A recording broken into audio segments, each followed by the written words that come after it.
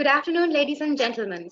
Happy to have you all tuned in to our third webinar in a series of weekly webinars that are geared to help learn from the best workplaces. This webinar series is hosted by Great Place to Work, the global authority on workplace culture. Having globally surveyed more than 100 million employees over 30 years has helped us understand that it is trust which defines a great workplace. The Great Place to Work assessment helps organizations quantify their culture and produce better business results by creating a high trust work experience for all employees, which leads to a high performance culture. Great Place to Work identifies the best workplaces in Sri Lanka through publishing the annual Best Workplaces list. The three organizations featured on today's panel are from three completely different industries and have been on their Great Place to Work journey for quite some time now. So they're the perfect candidates to learn from. In alphabetical order, firstly, Diesel and Motor Engineering PLC, a diversified homegrown business with a legacy of over 80 years. This laureate has been ranked on Sri Lanka's Best Workplaces list for 7 years in a row. It is represented today by its chairman and managing director, Mr. Ranjit Panditage, who has been at its helm for over 4 decades, and Chief Human Resources Officer, Mrs. Dilrukshi Kurukula Surya, who has been recognized as one of the top 50 professional career women in Sri Lanka. Secondly, we have the global enterprise software developer IFS R&D International. Sri Lanka is IFS's largest product development and support operations center in the world. It has been listed as the best workplace in Sri Lanka 4 times. We have Executive Vice President and Chief Operating Officer, Mr. Ranil Rajapaksa here with us. With his extensive experience, he also serves as on the board of SLASCOM and is its current chairman. And thirdly, we have on our panel Union Assurance PLC, one of the largest life insurance solutions providers in the country with over 3 decades of history. It is a laureate of 6 years on Sri Lanka's Best Workplaces list. It is represented by Chief Executive Officer Mr. Jude Gomez, who has nearly 30 years of financial experience working across key Asian markets, and General Manager for Human Resources Mr. Suresh Muttaya, who has nearly 20 years of experience across the conglomerate and multinational organizations. And lastly, we warmly welcome Mr. Prasanjit Bhattacharya, CEO of Great Place to Work in India, as well as co-founder for Great Manager Institute in India. He has 2 decades of experience across multinationals before his time at Great Place to Work. Over to you, Prasanjit. Thank you, Ruwani. I think this is a very interesting time to do this webinar because we have all been in a lockdown. We are now coming out, and as it turns out that staying at home and working from home perhaps was the easiest part of this particular crisis. And the real challenge for leadership starts now, and nothing better than a panel of the best workplaces in Sri Lanka. Each one of them have fantastic stories that they can share. So what I'm going to request everyone who is there on this webinar is to keep their microphones on mute, except the panelists where they will have to unmute themselves when they speak.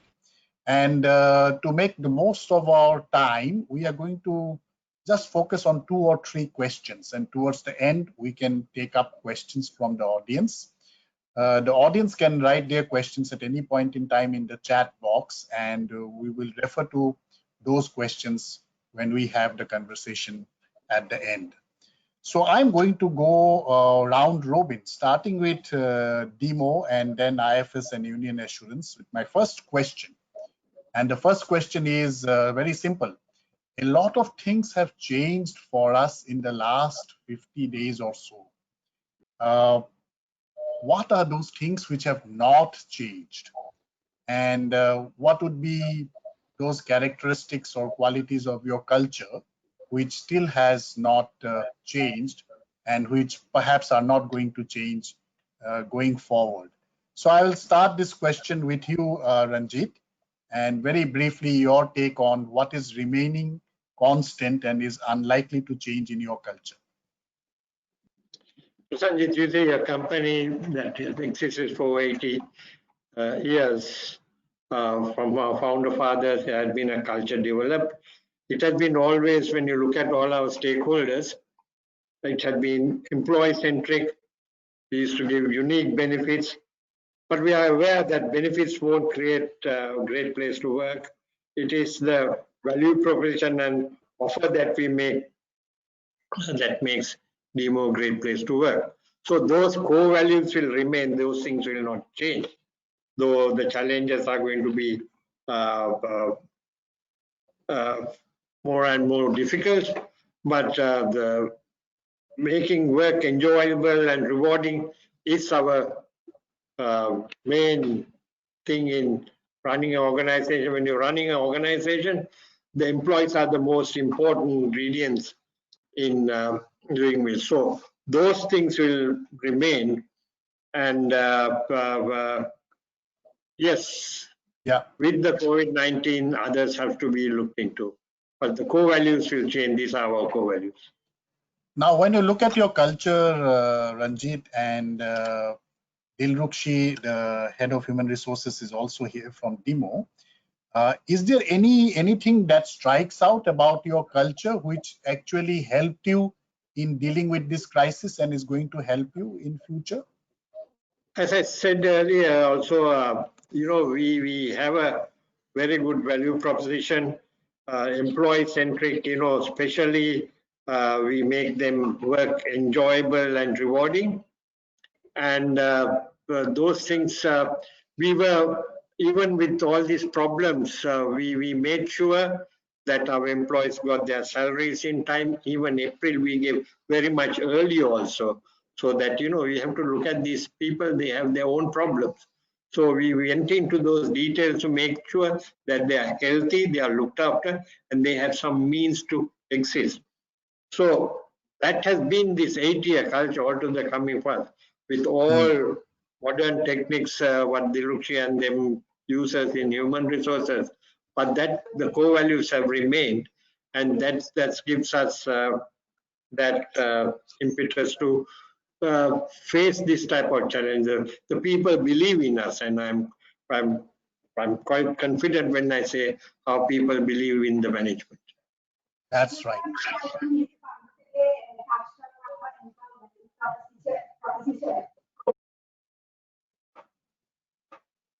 Sorry, I think Dilrukshi is not very audible. Dilrukshi, your microphone, is it on?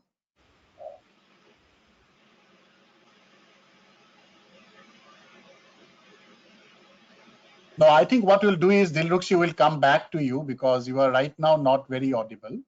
So what I'm going to do is come. Yeah, can you? I'll come back to you and let me go. Now I am on and I increase the volume. Yes. Go ahead. Am I audible now? Yes, you are. Okay, I think Mr. Pantage have to mute. Yes, I think Mr. Pantage touched on very important aspect.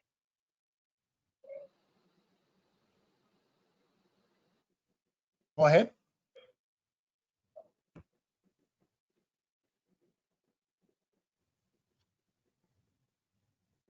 Okay, I'm going to come back to you, Dilrukshi. Let me move on to Ranil. And Ranil, one of the biggest attraction of IFS in the past was that you have global exposure. And I think for 50 days, I don't think your people are getting any global exposure. So tell us about what aspects of your great place to work culture, which you think is going to continue in future, and is something going to change? Yes, Prasanjit. So if you look at the IT industry and IFS in particular, so I think the last 50 days, as you said, have been a challenging period. But nevertheless, we have been maintaining our global exposure as well through online means. If we come to what has remained or what will not change, I think it is similar to what Ranjit mentioned. So when it comes to some of the core values and the HR elements, I think those will continue. So if I may take just one example, so we have one sort of fundamental concept called freedom and responsibility that we have practiced throughout at IFS from the beginning, which has also given rise to some of the good culture elements that we have. So here what we mean by that is the creative freedom in terms of the freedom to create and innovate that we give to our staff, and the freedom to manage one's time, the work-life balance that we have within the organization, and also when we combine that together with responsibility. So the responsibility and taking ownership of what you do, what you deliver, your performance, and to make sure that while you have that freedom in terms of your creativity and in terms of managing your time and things like that, but also at the same time being responsible for your deliveries and your performance. So I think this fundamental concept will continue irrespective of whether we move into a more distributed working from home setup post-COVID or not. So I think this is one of the elements that will continue throughout. And another one would be the more flat and informal organizational structure and the culture we have built around that within the organization. I think that is also something that will prevail throughout this period and also in a post-COVID new norm, because we believe that those are two fundamental things, irrespective of the working models and the drift in technology or other things that might happen post-COVID. So I think that those two would be two examples of what will remain. Yes, and probably that's what has also helped you to deal with the COVID challenge that you have. And I remember Union Assurance reading in some of the submissions that they gave, that they have this values walkway. When you go to your canteen, etc., you have a wall where you can see your values. So coming to you, Jude, is there anything that you think as a great place to work, which is really going to continue in future and is going to sustain you in future? What would that be? Good afternoon, Prasenjit, and good afternoon, everyone. Thank you for giving Union Assurance this opportunity. It's in fact my privilege to be speaking with such an august audience. We are extremely humbled and honored, first of all, for having been recognized for 8 years consecutively by GPTW. So for us, life insurance is a people's business and will continue this way for quite some time. In our industry, Prasenjit, products are fairly generic. In fact, the only differentiator is the level of service and experience that we deliver to our customers. And people make all the difference. At Union Assurance, what we do is we consider people our most valuable asset, like what my other colleague said. We believe as we take care of our people, they in turn will take care of our most important stakeholders, which is our customers. So over the years, Union Assurance has created a people-centric culture by living and demonstrating some key values. So which would be first by being fair and transparent. Second would be through empowerment.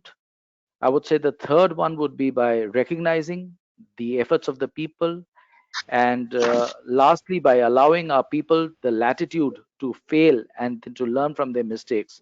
So this fundamental foundation of our culture is something which will obviously is been built and it will survive.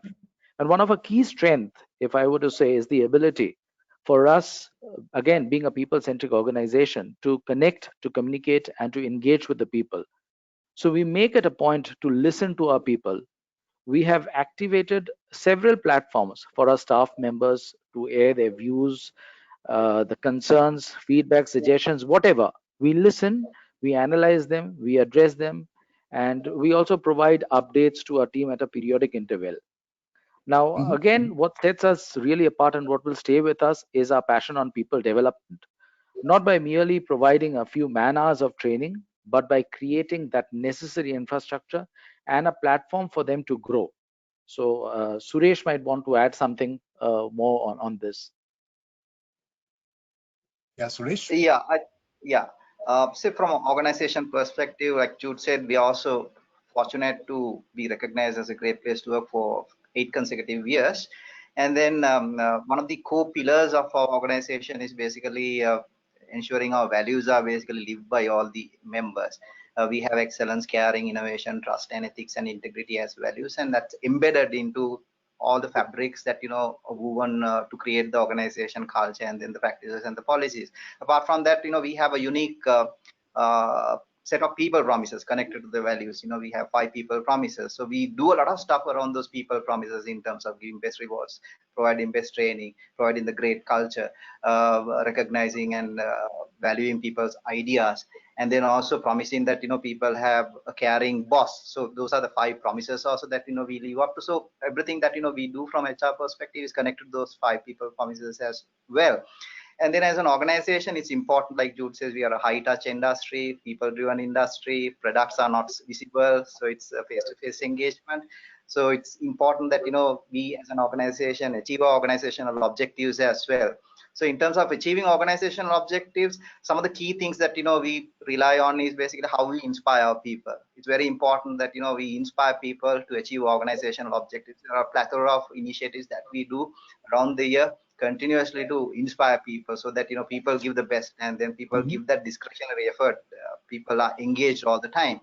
And then also we have a lot of platforms to let people speak up, a lot of forums, a lot of open door policies, a high level of transparency is established across the organization to get people to speak. And also we have a high level of listening.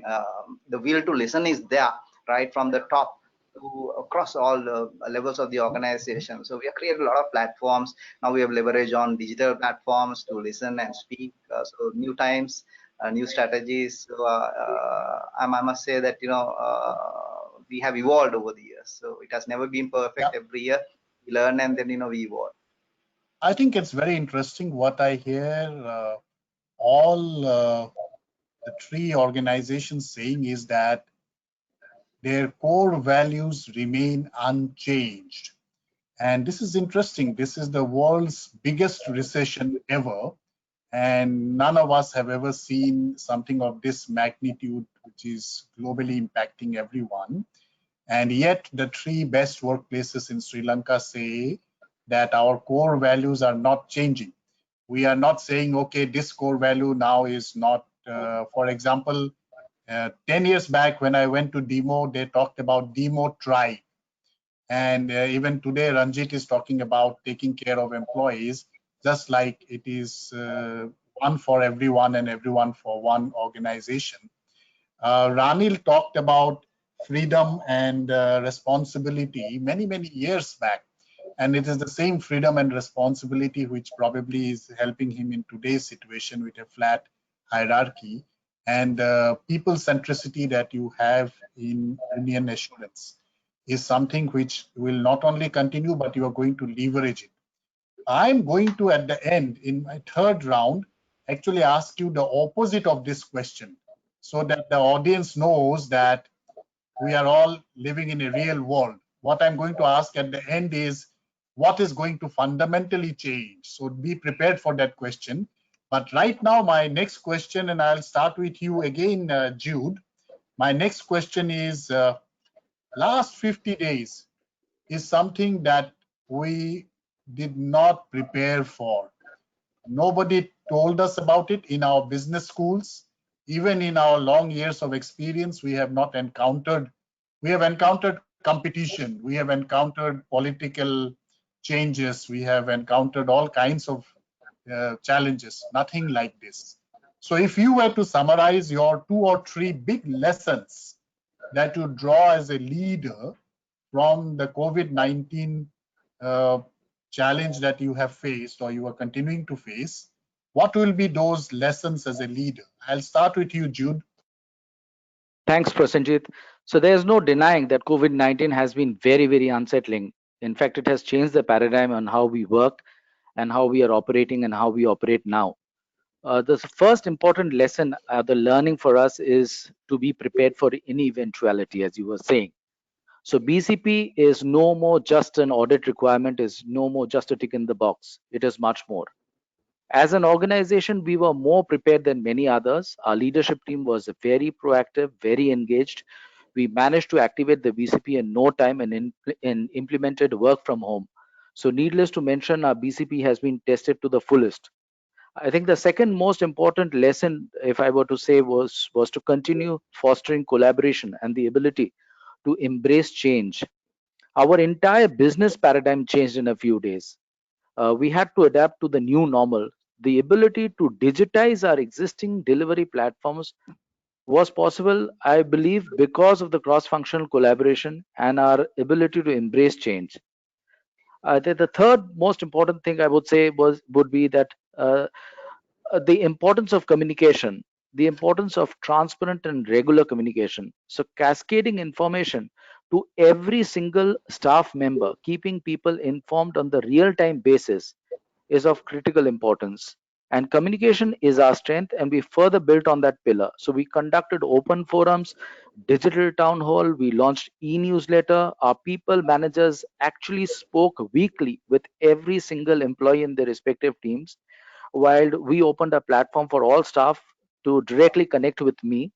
These measures helped address, I would say, a lot of concerns of the people, reduce their stress, their anxiety, and helped us to uh, keep the staff motivated. Finally, I would say that, the last and the most important lesson was not to forget about our main stakeholders, our customers. So we facilitated all platforms to reach out to the customers. We transformed our call center 24/7 within hours. Our staff and advisors called up most of our customers, inquiring, "Are you okay?" and "How we can help you." Now, this gesture really differentiated us from many others in the industry. um, as I mentioned, we take care of our people, and our people in take care of our customers. So I'm Mhm, sure that mhm. Suresh would also want to add a few things from here. Yeah, anything you want to add, Suresh? Uh, uh, yeah, so some of the new lessons that we had to basically learn was the digital adaptability. Like business had to basically continue as normal. So we hit the ground running because we had some matured practices as well in terms of working from home. Like about 3 years ago, we had a vision of having 30% of our workforce working from home. So we had a good platform in that sense. Even after the COVID, like, we had our HR processes running as normal. Like, we had our performance management, the entire platform we basically ran digitally. We conducted our career committees digitally. We gave feedback digitally. We started training people digitally. Like, we did more training than, we had classroom training, like, before. From March to April, like, we had about 244 training programs. We trained about 4,600 employees. So that those are massive development interventions. Then even disciplinary inquiries, like we started conducting digitally. And then also communication was basically quite a lot of communication was basically done digitally. And also we tried new ways of working as well. We made work from home more interesting, more stimulating. We increased the social collaboration piece, because that's one thing that keeps organization going, collaboration. So when you work from home, you missed out on that collaboration. So it's really important to keep that social collaboration going on. And also we tested the waters, like we did COVID surveys. Like just after COVID, within 10 days, we activated the survey just to check employees' pulse, and then there were a lot of feedback that came from people, and then we addressed those people. So that created a lot of impetus in terms of taking our business Yeah. forward. So I think one of the lessons that we are hearing leaders talk about is that post-COVID, everything is 24/7. There is no such thing as once a year you will survey your employees. You will ask them every day. And therefore your speed, response time, and you talked about digital transformation, and a lot of people are telling us, Ranil, and I'm going to you next, that the biggest driver of digital transformation is not the IT industry, which you are a big doyen of, but COVID-19. COVID-19 seems to have done for digital transformation, which technology was trying to do for a very long time. What is your learning, Ranil, as a leader? What will be those one or two lessons that you take away from this particular crisis? Yes, so just to start off with your comment on digital transformation, I think I agree with that, Prasanjit. So I think companies are embracing digital transformation more than ever at this point in time due to COVID and the sort of need to gain efficiencies and new ways of working around it. But going back to the lessons or the learnings. So I think the most fundamental thing is having a strong and robust business continuity plan in place. I think that really helped IFS as well through this period. So having the technical infrastructure and the equipment and so on for all our staff to work from home was a real enabler, and sort of we are really happy that we got into this about 2 years back and did this fairly early on, which really helped us through this period, because it was quite easy for us to transition to working from home model because of that. And the second learning is that to have a very good platform for communication to the team members and for them to interact and collaborate together. I think so.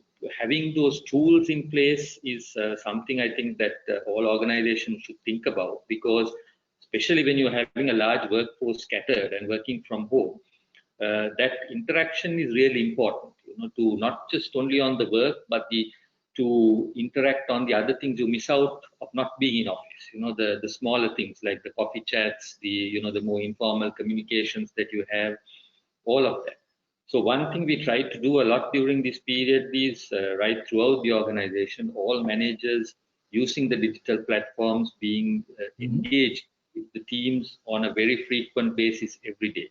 Not just formal work follow-up, but also try to simulate the more informal conversations and the chats and discussions as well, so that people feel that feel motivated, not feel isolated and left out. So I think having that platform in place for those kind of communications through different tools and technologies, I think is an important lesson as well from this crisis.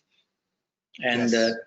Yeah, the third thing, of course, is also, as Jude mentioned, is also about candid communication. I think that is something we did from the very beginning, being very honest about the position, about the financial situations, how the business can be affected, and enlightening all the staff on that and talking with them about it helped us through this period as well, in terms of staff understanding certain difficulties the company is going through, and also at the same time the company also understanding about the situation each of the staff members are in as well. So I think those three, if I were to name three, are the sort of key learnings that that we had from this situation. So in fact, it has come to such a pass that in my own company, every alternate day morning 7 o'clock there is a online yoga class, and then the other alternate day evening 7 o'clock there is Zumba dance. That is all online that you are supposed to join. So a lot of my colleagues, because most of us are still under lockdown in India, most of my colleagues are saying that how I wish I can go back to office to relax, because working from home has been really, really taxing. Ranjit, your business has been there for more than 80 years and your family has built this business. You personally know all your employees. For 80 years, you have been a steward. You are taking care of your people, even though there has been political and economic turbulence.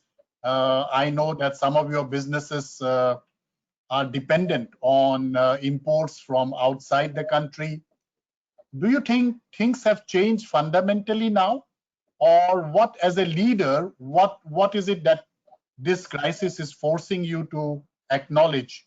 What are those key learning that you see for yourself?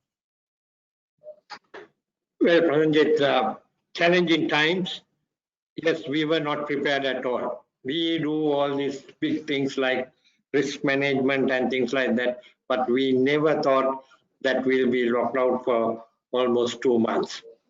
So it was a huge challenge, as you said, on supply side and demand side, both have got affected. And staying at home for almost 2 months. So we had continuous communication with our employees and use this time to upskill our employees through online platforms, got forced into the whole digital disruptions, etc. But you know, as a company, we have gone through all this.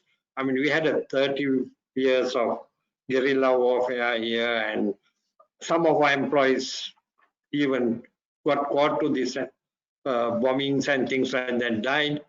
And almost 1/3 of the country was not accessible. We had, then there were some other insurgencies also, and we had the tsunami. And now this, every time we had a knockdown or we got a blow, we were very resilient. We know how to get up and run again. So I think this challenge also, most of the activities could be done at home also, from staying at home, but you could not repair a vehicle or change a set of brake pads or a clutch plate from home. So those activities were continuing because there are a lot of ambulances are there. They were online, and then there were some other vehicles that we had to repair. Plus our medical team, as you know, that we said medical equipment, they were quite innovative. They were online, and we were on the spot at hospitals and things like that. Our engineers, they did some innovative things also.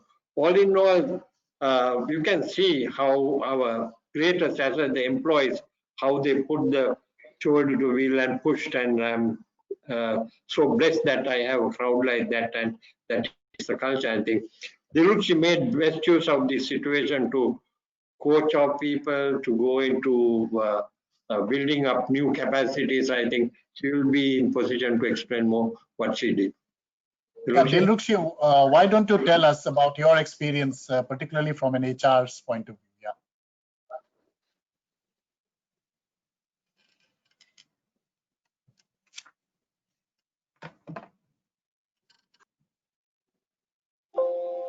Of course, as soon as this hit us unannounced, what we did was we analyzed the situation and we looked at what is more important to employees immediately, medium term, and also beyond. Similarly, we looked at what is important for the business. That's the highest impact and how we can create value. So as Mr. Panditake said, immediately we reached out to our employees and ensure that they were safe through our call tree mechanism. And then we made sure that they have access to the essential items. So we paid their salaries in advance and we made sure that they are comfortable. And the next most important thing was their health. So we created a mechanism that they are in contact with our company doctor and get any medical assistance where necessary. Where from the business point of view, we thought we should use this time for upskilling our employees. So we used all our digital platforms to create capacity.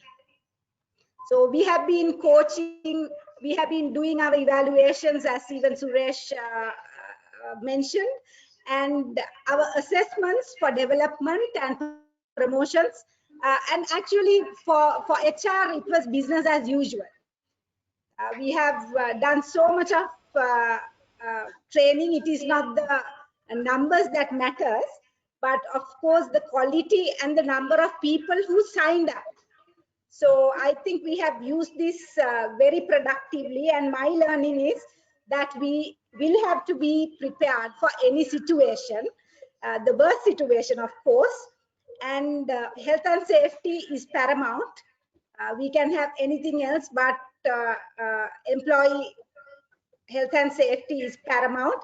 Actually, during the time, we were also announced as the best, healthiest workplace in Sri Lanka by the study that was carried out by AIA. So I think we couldn't have got a better title than that. Yes, absolutely.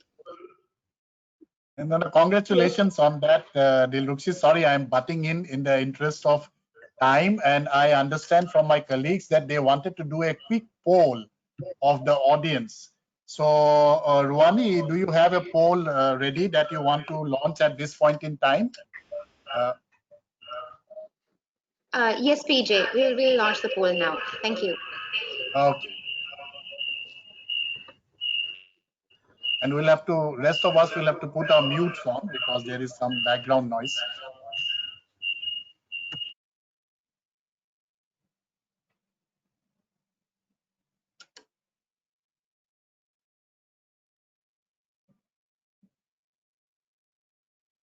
Call on the audience to please give your response to what you feel is the #1 priority in your case. We'd be happy to share the results at the end of the poll.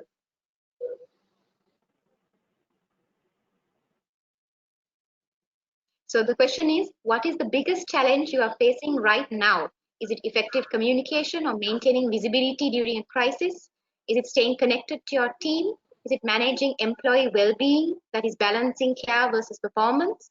Or is it restructuring your organization, which can be in the form of role changes or utilization in different ways or retrenchment, etc.? We'd love.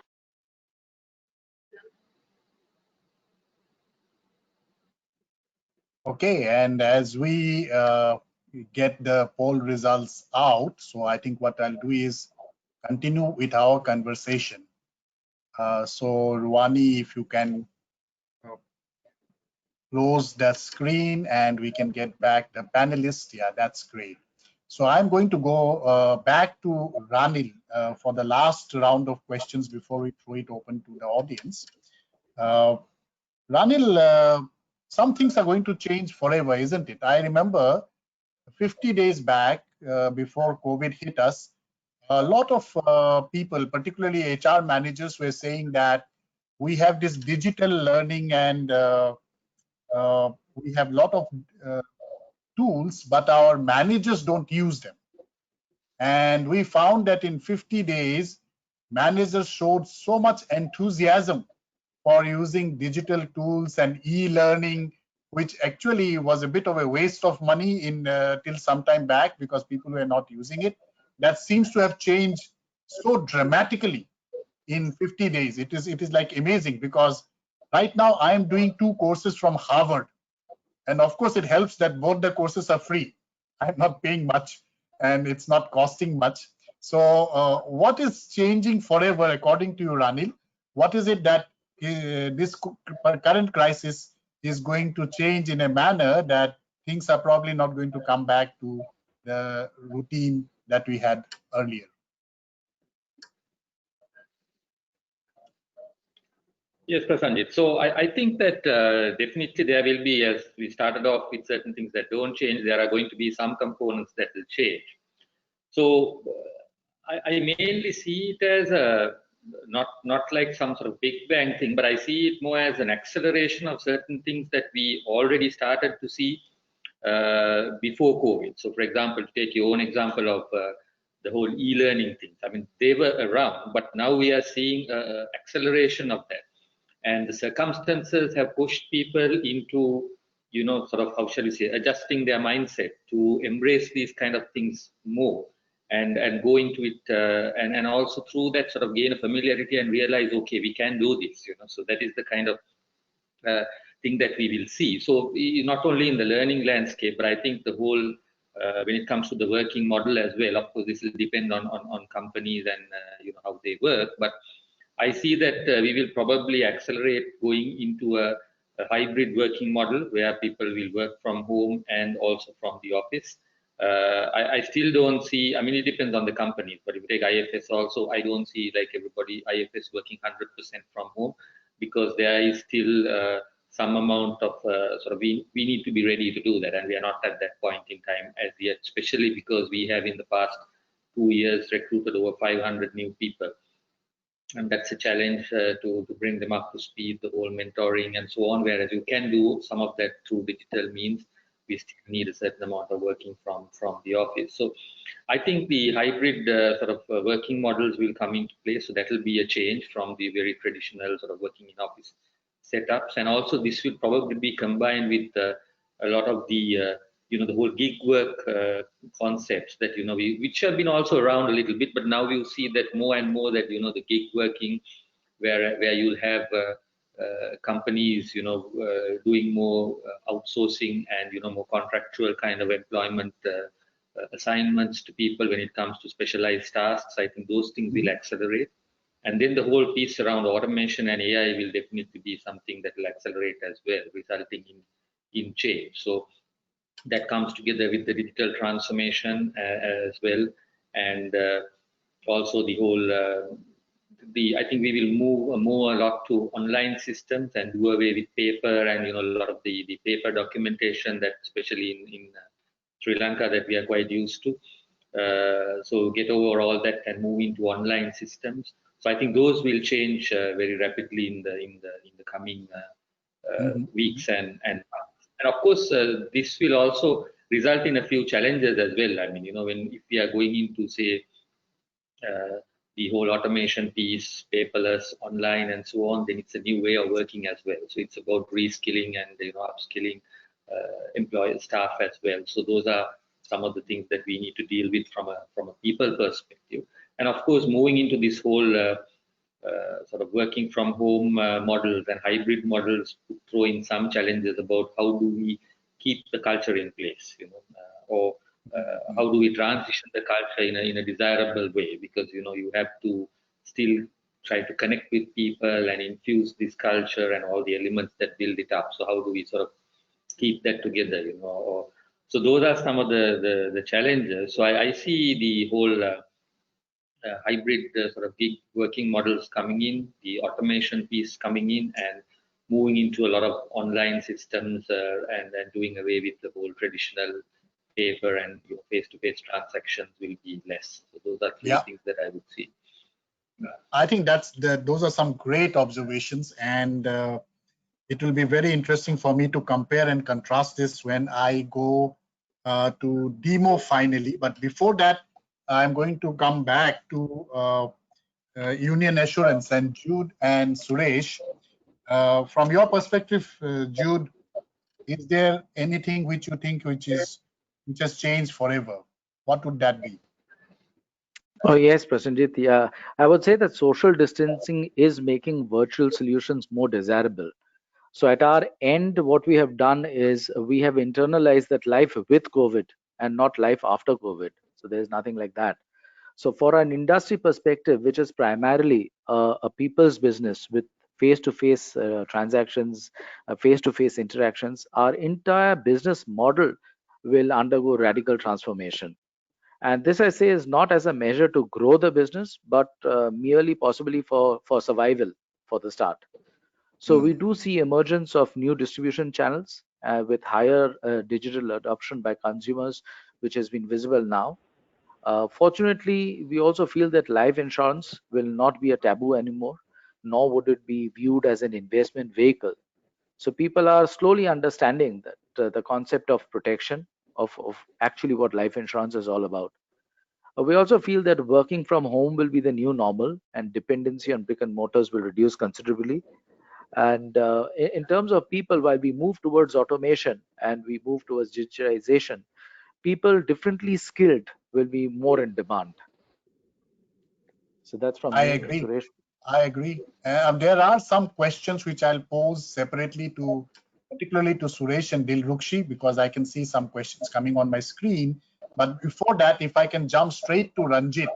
And Ranjit, your business and your employee profile is not exactly the same as Ranil's IFS. Right? Those guys were very, very used to working from home and hotshot technology and stuff like that. They had a flat structure. You still need people who have to go and get the job done. So in your industry, are things going to change, or it is going to be same as it has been in the past? What's your take? Definitely, there will be some changes. Now, especially on the selling part of it, there will be changes. Now, we were prepared for that, even selling a Mercedes-Benz car. Coming to a workshop, we knew that this is going to stop one day. People online, they can go and check about vehicles, they can order the way they want, and all these things so online. And ownership self, because whether people are going to own vehicles, we were prepared for that change altogether. But this COVID-19 has changed the customer behavior and also the employee behavior also. a lot of technology will take place. The whole with not only the digital disruption, this will come into place. And as you correctly said, we need interaction with customers very much more than working from home. So we have to repair the vehicles. We have to supply spare parts in time for people to. Then when you look at the whole medical engineering, where we have to go and do so things. So there are different challenges that you face. But what has happened is even the people have got used to during these 2 weeks, 2 months, getting little bit pampered because they were getting things delivered, even food items to their houses. And people got used to the work-life balance became more, and the challenges from the spouses are that you better spend more time helping out in home. Then for that, the technology has to be there, and we have to be prepared so that we deliver that to our customers. So those things are going to be the new norm, I would say, and this new norm will give us a lot to think about how technology plays a big role in what we are going to do. There is a question that I'll pose to Dilrukshi. Dilrukshi, the question is that many employees are not tech savvy, and unlike technology companies in traditional businesses, employees normally are averse to technology. And what's been your experience of using online training programs and the like? How difficult is it for employees to move to a digital kind of environment?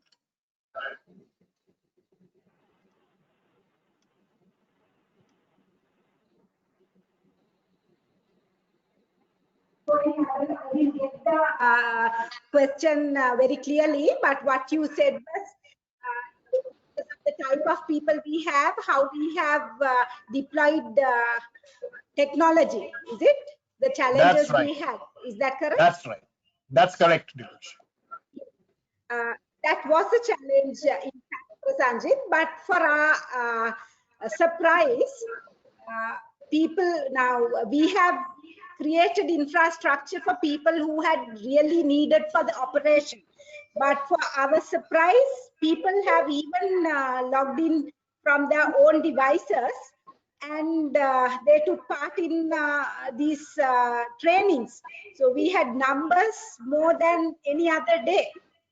And of course, I had open forums quite often to answer any questions from employees, because there were a lot of uncertainty. They were not sure when to come to work, how to come to work, and all that. But I was surprised to see the numbers. So I think now more than we think that our employees are exposed to technology, and they have experience, they have more experience on technology. So yes, in certain pockets there are challenges, but I think employees are more aware and more exposed to technology than we think. Well, absolutely. I mean, one thing for sure that all my employees know what are the latest shows in Netflix and Amazon Prime and whatever else. So therefore, all kinds of platforms are being used for entertainment for sure. There is a question that I'm going to pose to both of you, and then I'll have a quick final words from the panelists. And that question is employee well-being. And I think what has happened is that sometimes we underestimate the stress of staying at home, where for the first time, particularly for women employees, you are not only supposed to be working from home, but there is a lot of work which is falling on you, and the kind of help that is available in normal course is not available. So do you have any feedback about what has this COVID-19 situation done to employee well-being? the psychological and emotional health of employees. And I'll start with you, Suresh, and then maybe Dilrukshi, you can pitch in. Is there anything that you have done as an organization to help your employees deal with the current situation better, emotionally, psychologically, physically?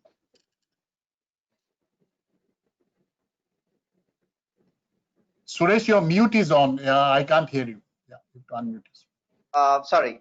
So when we did the post-COVID survey as well, one thing that basically came out from the employees was like, the anxiety level, and then the stress was little high. So we basically had a lot of initiatives around how do you manage anxiety. I think we did about 6 different programs teaching people basically, how to manage stress and anxiety, basically to overcome nervousness and then uncertain outcomes.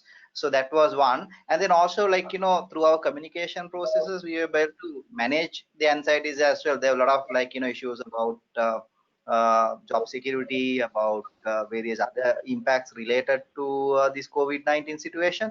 So we addressed them as well. So that was one. And then also we created these helplines, dedicated email addresses. Then, CEO had his CEO. We had a new platform called Connect with CEO, where, like, we had groups of people meeting CEO on a daily basis. So that created to reduce the anxiety and emotional stress of people. And also we trained our people managers as well on important skill set that they got to have when managing people remotely. Like Dilrukshi said, we differentiated a lot of training programs as well in order to overcome the current situation. So those are some of the strategies that we had. So engagement was very essential for us, continuously engage with people. That's the only way that you can create that anxiety, manage that anxiety with people. And also on the safety front, we by default, like, we didn't invite anybody to basically come into office. Safety also was of paramount importance. We give safety as important as well. Even last week, for an example, Jude walked into office surprised, just to check, like, how many people are working, and then he made sure, like, nobody should come to office. So even in the new normal, I don't think, like, about up to about 10% will basically come to office. So those are the new realities. Absolutely. And it was surprising that a bank, which is one of the largest private sector banks in India, their managing director told me that I expect only 50% of my employees to work from an office in future, regardless of COVID. And this was very surprising because the same bank was telling me some time back that in banking industry, we can't implement work from home. And obviously, solutions come when you have the right challenges. Dilrukshi, very quickly, you want to add something, and then the quick last word for each of the panelists. You are on mute, Dilrukshi.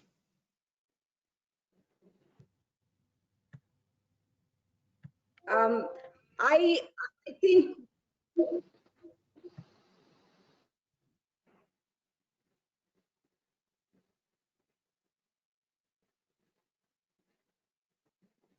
No, we can't hear you. I think you are still on mute.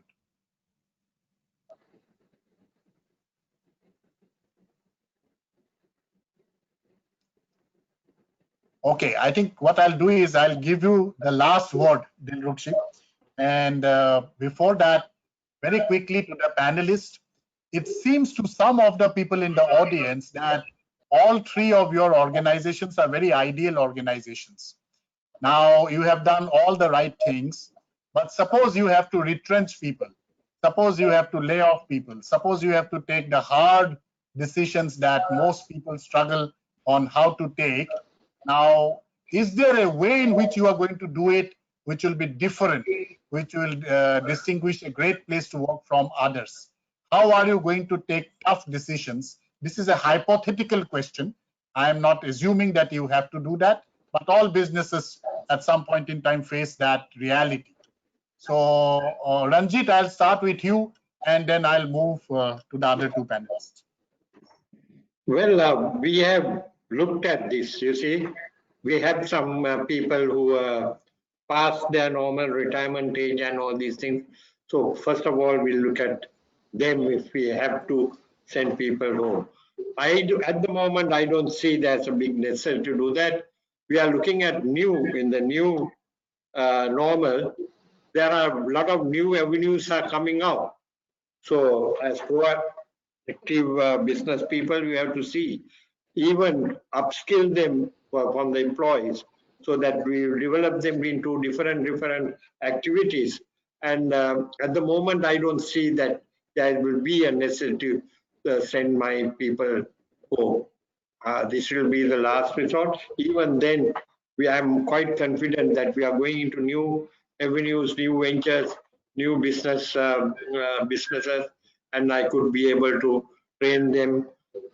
We are in constant contact with Dirukshi to see how to analyze this and see how we could use our employees. And Ranil, I don't think that kind of a tough question is something that you are facing right now. In fact, if some others are facing, they can send their employees to you, and probably you can recruit a few hundred more in the next few months. Any response? Yeah, so I think, Prasanjit, so it's not that we are not going through any tough situations. So we also have, for example, done a lot of cost containment actions across the organization, including salary cuts, for example. But what we have done is we have tried to keep everybody together and take everybody through this crisis period. So it's more like, we are passing through a tunnel or something like that.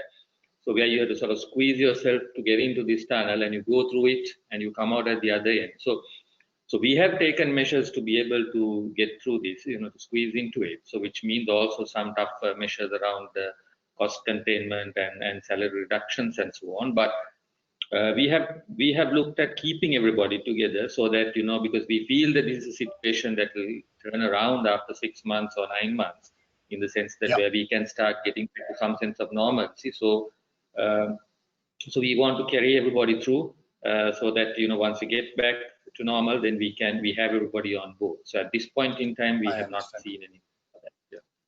And last sort of word to Jude on the same question. If you have to take tough decisions, how are you going to do that, Jude? See, Prasenjit, as an organization, we are taking some proactive measures today to prevent more difficult and challenging times ahead. So we continue to believe that employees are most valuable asset, and we will keep their best interest in mind before we take any hard decision which will impact them. Now, the advantage of being part of the largest and the most trusted conglomerate in Sri Lanka, part of John Keel's holding, is our expansive business lines. So we are more fortunate to consider more alternatives than many other organizations in Sri Lanka. But that said, that communication is important to keep the staff up to date. Most important, we need to be very honest. We need to be very transparent. And hard decisions, if any, are communicated clearly, will be communicated clearly, the rationale explained, and on all questions answered. So it's a tough call. We'll cross the bridge when it comes, but we hope that things will settle down, and we will see through a new beginning, a new horizon. For there is hope for everyone. Thank you. And that aptly sums up the entire conversation. Thank you, Jude, so much. Suresh and Dilrukshi, there are a few questions specifically for you, which we don't have the time right now, but my colleagues will reach out to you. A lot of people are very interested, Suresh, on what kind of communication tools that you use at this point in time, and are there any free tools which are available? And Dilrukshi, people want to know from you what kind of engagement activities that is possible at this point in time.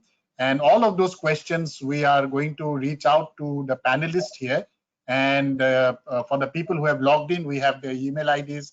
We will get back to you with all the right answers. Heartfelt thanks to all the panelists for making time out today. This was such an amazing experience. And with that, I'm going to hand over to my colleague, Ruani, to close the session.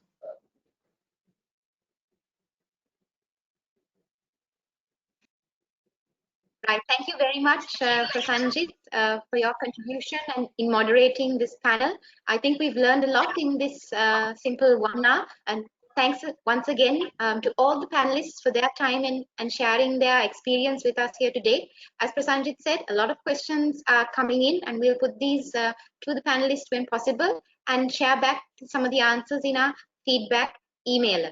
So thank you to the audience for attending this particular webinar. We've had over nearly 160 attendees from the start, at the start when I checked the last attendee list. I'd like to open up this poll just to get some feedback from you all.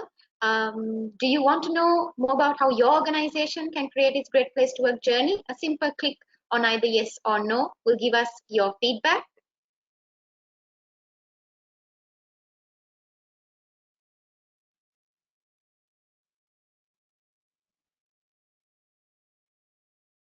And we have one more poll thereafter coming to you. Just a quick understanding of what kind of webinars that we can host in the future and what you might be interested in. We of course have our particular expertise in the type of webinars that we can host. So we'd like to get your opinion on that as well. So very quickly, if we can have you all just let us know what is it that you all would like to learn about. Is it about how you can create your own great workplace, or if you face issues with having your people managers being unable to build those trust based relationships with the employees and manage their teams well, then how is it that you can develop them, or how can you craft more effective people practices at organization level to help those managers create a more consistent experience? Or if you want to tie in those business metrics and understand how does it really align with your employee engagement and how do you read those situations, we have some things that can help as well. So do let us know what it is that you would like to know about. Then we can tailor our future webinars to cater to your needs as well.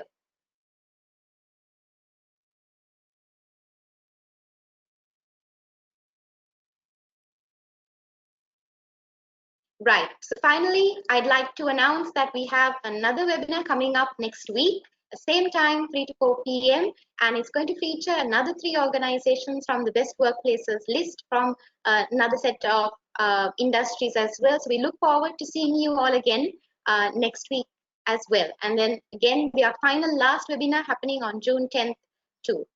So thanks again, everybody, and have a very pleasant evening. Goodbye.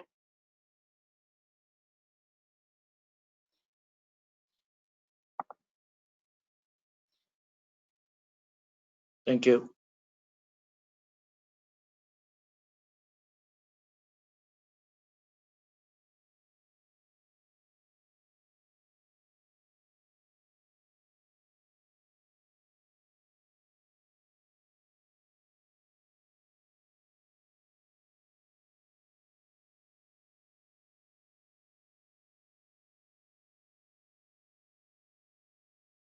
And for those of you who are still with us, we have a very special COVID-19 response survey that we have featured as a public survey across Sri Lanka these days. The link is in the chat box. You can feel free to answer and give us your input on what are some of your opinions when it comes to how organizations or your organization is handling the COVID-19 response situation. We look forward to hearing from you on those levels as well. We've passed this link around and we'll include it in the feedback survey as well, because we'd really like to hear about what you, the general public, and in the corporate sector especially, think about what's happening these days. Thank you.